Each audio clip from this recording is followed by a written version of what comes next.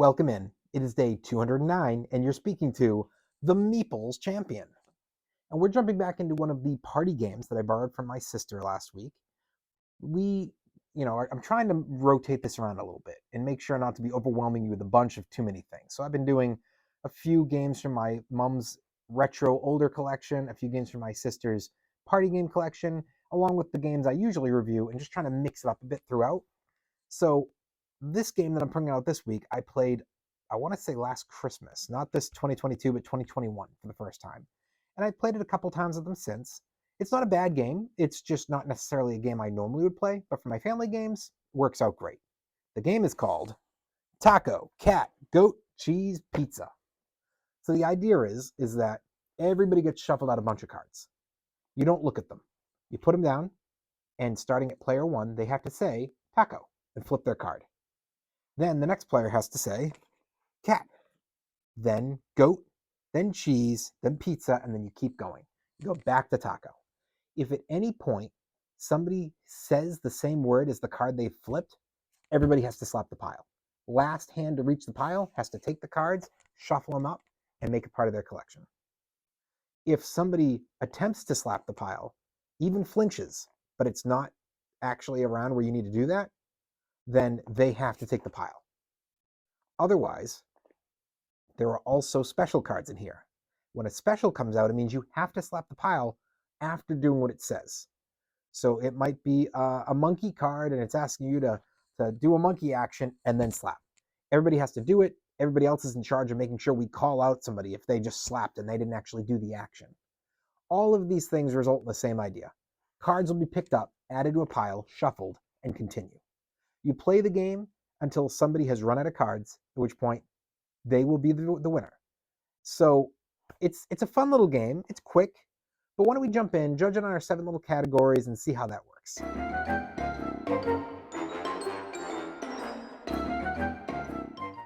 Well, when it comes to the art, obviously there's not much of a box here.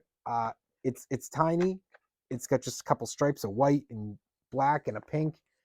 It's actually not a bad box.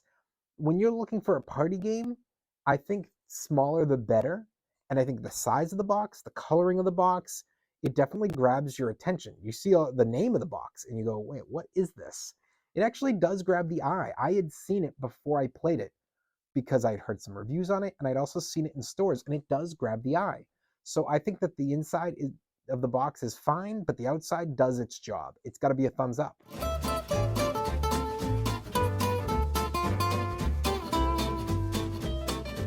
Your components. The components are just these cards, and they're all very well put together. So I have no complaints on the cards at all. It's got to be a thumbs up there.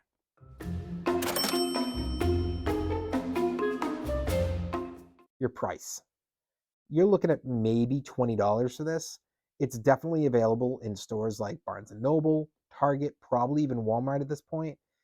Definitely a Newberry Comics as well. And you're going to find it in at least 2, maybe 3 out of every 5 board game stores. It's available. It's not too expensive. And if you're into party games, it's totally worth your price. Thumbs up. Your difficulty. I think back to when I was a kid, and the closest game I could relate to this would be Slapjack. And I was playing that game far before I was 10.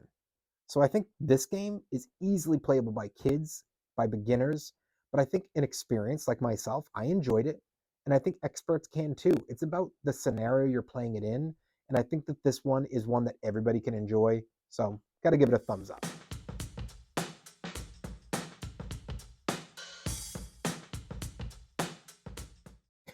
Replayability. The game is all about playing it a bunch of times in a row. You pull the game out and you're going to finish it in a reasonably quick amount of time. It maybe will take you 10 minutes, but it shouldn't. It's a fast game. And I think that it's a game you play a bunch of times in a row. And I think it's a game that shows up at holiday parties, at get-togethers. It's an easy one to get to that table. I'm going to give it a thumbs up.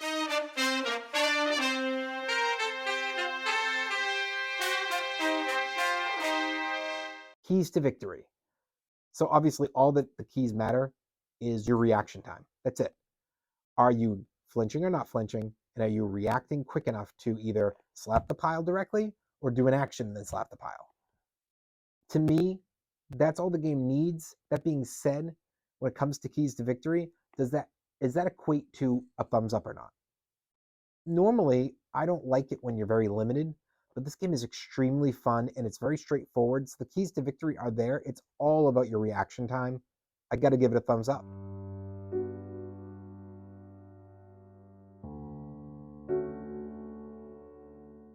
Finally, unique. Is this game unique? I think they did a very good job. And I think it's a far superior version. But at the end of the day, it is Slapjack. It's Slapjack with just its own unique deck and with a bunch of different slapping conditions. But it's Slapjack. And while I think that's great that they've improved on Slapjack by a lot, I do have that as a comparison. I could see somebody saying, I'd like to play a game, and they pull this out, and somebody else goes, I'd rather just play Slapjack. I could see that. I think this is clearly the choice, but that just because it's the best of the versions doesn't mean there's not something to compare to it. If you left it at home and you really wanted to play, somebody could say, we could just play Slapjack, and I feel like you could get a piece of the enjoyment from that. So, while I think that it's a great game, I don't think it's unique. It's going to be a thumbs down. Overall, what do I think? I actually think this is a game that can go into a lot of collections. It's such a small box that I'm not worried about it taking up your space in a collection. You can put this to the side, and it's so cheap that I'm not worried about you wasting money on a game that you'd rather have gotten something bigger and better. So I think that this game is totally worth it. You can add it to your collection unless you really, really don't like party games. And if that's the case, that's fine. You don't have to love party games. I'm not a huge party game person, but I definitely, if my sister didn't have it, after having played, would have considered to put it in my collection. I don't need to because she owns it, but it's good to know that if she wasn't around and for some reason got rid of this game or whatever it may be, if I didn't have somebody nearby who owned it, I would consider to buy it because it is a great party game. Well, it has been day 209, and we've been speaking about the game Taco, Cat, Goat, Cheese, Pizza. And you've been speaking to the Meeples Champion. Like, share, subscribe, and check down below in the description where I'll be adding an Amazon link in case you want to get this game for your collection. Until next time, I'll talk to you tomorrow.